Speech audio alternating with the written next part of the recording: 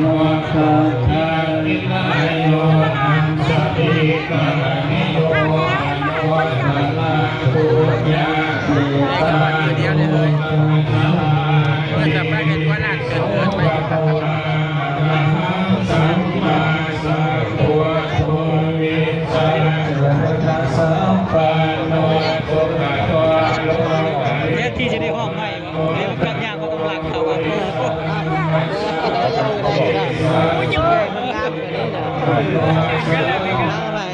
ได้มาคนละทางเลยเนาะ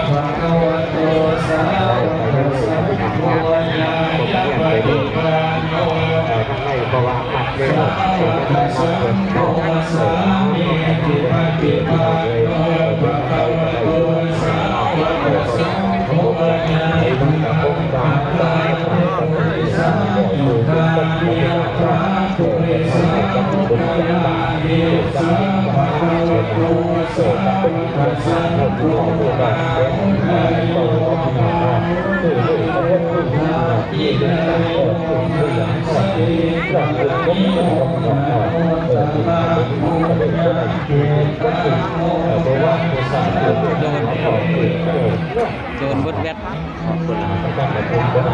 เอาเดียวเขาหอดพุ่นแล้วชุบหอดพุ่นไปบ่ได้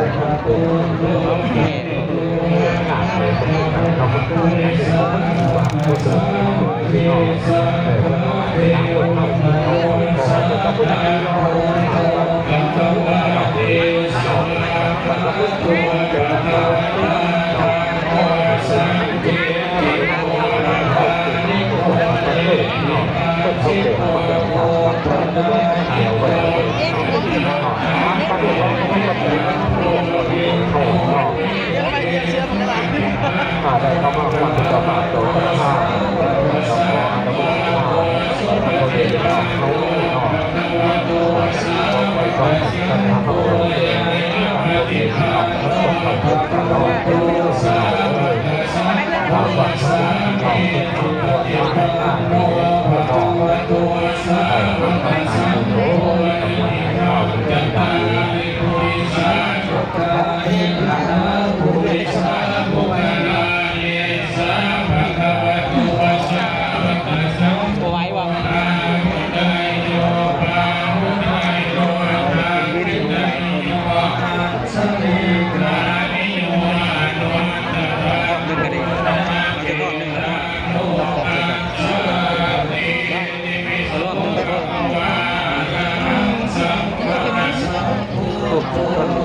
ไปทางหน้าซุกไปก่อนคนละน้องคนย่างคนนี้หลักคนเลย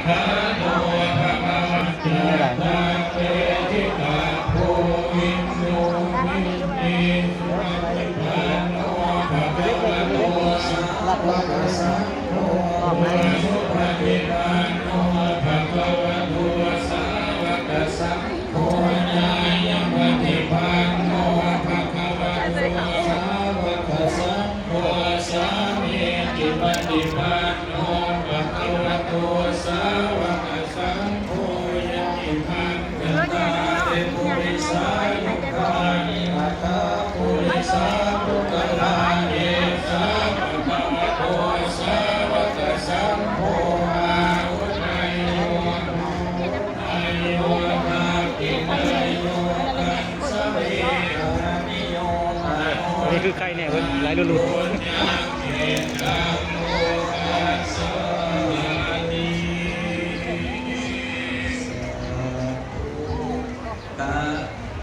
สำหรับตอนนี้เนาะได้แห่ครบ3 ห้องแล้วกับทางพระนาฬิ คือสามไว้เถอะวะ ยาทานน้ำของเอ่ยน้ำทานเจริญเจริญใจรอดทางรอดทางหมดส้มรอดทางหายใจมาเลี้ยวเนี่ยเรื่องทางเองยับต่อทางรถตามเรื่องทางจากเพื่อมีใจการขอให้ดอกไม้แก้วปากนิมนต์จะมาสาธุ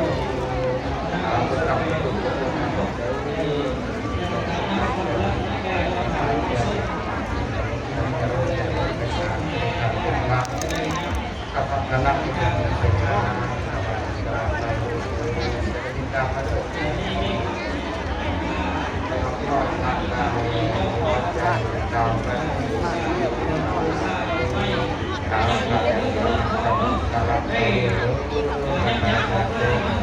การจัดการตัวเป็นการบริการทำลายในขณะที่ทำอากาศร้อนอากาศร้อนทำให้ความสะดวกทางใด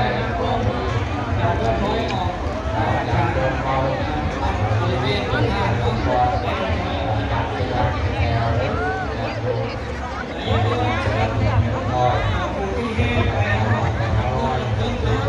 ตามสมาธิที่เราทำลายร่วมเป็นรถทุกอย่างนี้ก็เป็นบุญเป็นกุศลเป็นคุณงามความดีของเราทั้งหลาย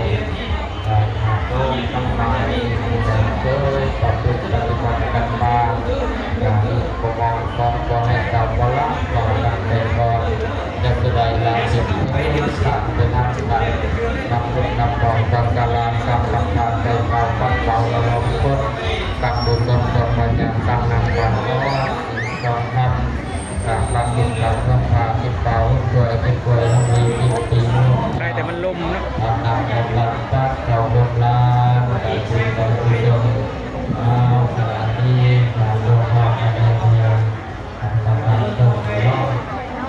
แต่ละคนการเดินดูระดับการเต่าพาย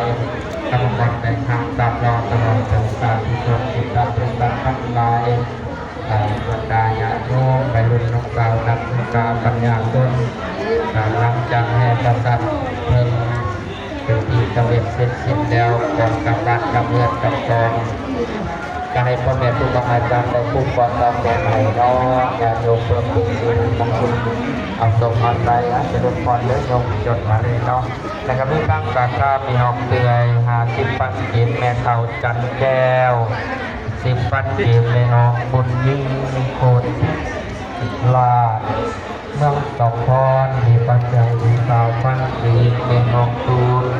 บ้านแกงแหบ100 บาทสาธุเอาขับไปสู่บุญบุญสงฆ์แล้วญาติโยมทางศาสนิกชนทั้งหลายชาวบ้านแกงแหบของน้องที่ได้มาปฏิเป็นบุญฝากน้ำสักคุณเป็นกรรมฝากฝังในพระวรพระพุทธศาสนามาคุณนำบอกก่อนตลาดและก็มีทางศรัทธาพอออกสมสุขบานนาปง50 ปันกินไม่ออกกินบานนาปง20 ปันกินไม่ออกวิลาวันบานสยังมงคลเมืองกุสุมพรมีปัจจัย50 ปันกินสาธุและก็มีตั้งศรัทธานางแก้วมณีวงศ์บ้านขาโพเมืองไซปูทองมีปัจจัยอยู่100,000 ปีสาธุยักษ์กระสายงานตามกว่าเด้องานโยมเมามาปาสื่อเป็นบุญฝากนำสกุลเป็นทรัพย์แล้วก็มีตั้งศรัทธามีน้องลังลาบ้านซอก50 ปันอีกเมออกฟานดองบานดอก50 ปันอีกสาธุแล้วก็มีพอออกคำบุวงแก้วมณี20 ปันอีกมีองค์ศรีกันดาบันทิพย์เหลือ50 ปันอีกไม่ออกสีบันทิพย์เหลือ50 ปันอีกไม่ออกสีสะอาดสากลสัจจบันต้องเห็นมีปัจจัย100,000 ปีสาธุเอาบุญกรรมบุญสู่บุญอยู่บุญส่งเด้อญาติโยมที่ได้มาพวกแห่ประสานเพิ่งในพาแรงนี้ กับมีโศกมีใจทั้งไปทั้งกลับมีตกมีดาบทั้งปักทั้งไปแม่ออกบารมีสุทธิวงศ์บ้านหลังต่อไปมีปัจจัยตาที่ตั้งที่สาธุคุณขับคุณตูคุณโยมสมเลยและจะมีคำสั่งรับนองดูแก้มสาวพันธีสาธุและจะมีคำสั่งสร้างนางพิพสงฆ์มณีวงศ์บางนาเต็งมีปัจจัย50 ปันเอ็มแดงดวนละหงอินติมลาบานสนามไซมีปัจจัย100,000ปีสาธุเอาคนฟังคนสูงคนอยู่คนส่งเลยบรรดาญาติโยมศาสนิกชนพุทธบริษัททั้งหลายเอาเรียนเชิญเจริญพรโยม